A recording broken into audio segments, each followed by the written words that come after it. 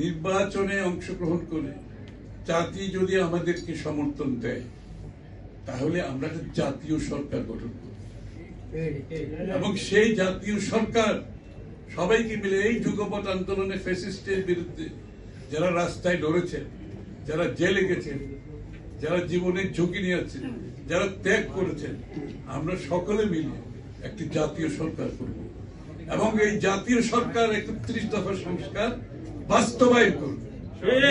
BNP একা না, কিন্তু এটা বোধ অনেকে বুঝতে একটু কষ্ট হচ্ছে। যারা সংস্কারের কথা বলছে আসলে তাদের সংস্কার নিয়ে চিন্তা ভালো, কিন্তু সংস্কারের নিয়ে যদি চিন্তা করতে হয় তাহলে জাতীয় ঐক্যমত্যের ব্যাপার আছে। আর সবচেয়ে বড় কথা হচ্ছে সংস্কারের সাথে জড়িত যে গুরুত্বপূর্ণ বিষয়টি হচ্ছে জনগণের সমর্থনে আপনি সংস্কার করবেন, জনগণের আস্থা নিয়ে আপনি সংস্কার করবেন, জনমতের পরিপ্রেক্ষিতে আপনি সংস্কার করবেন। সেটা একমাত্র সম্ভব একটা নির্বাচিত সরকারের পক্ষে।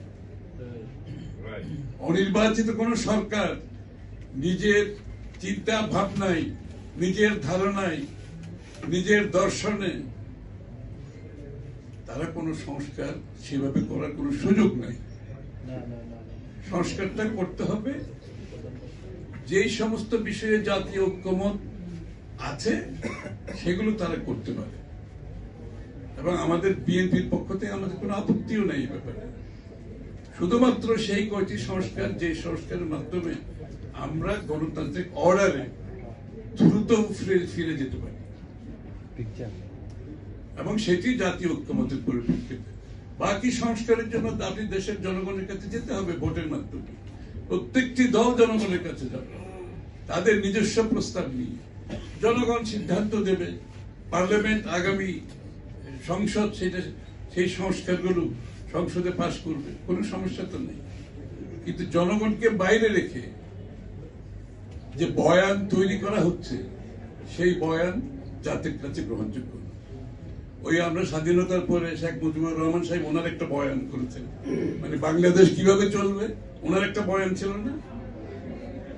আবার ওই স্বৈরাচারের একটা বয়ান ছিল, আবার ফ্যাসিস্ট সরকার শেখ হাসিনার আরেকটা বয়ান ছিল যে মানে উন্নয়ন গণতন্ত্রের ঊর্ধ্বে চলে গেছে। মানে উন্নয়ন আর গণতন্ত্র যে হাতে হাত মিলিয়ে চলতে হয় সেটা সে বিশ্বাস করে না। সে বলছে উন্নয়ন গণতন্ত্রের উপরে, আর গণতন্ত্রের মাধ্যমে উন্নয়ন হবে, উন্নয়নের মাধ্যমে গণতন্ত্র হয় না।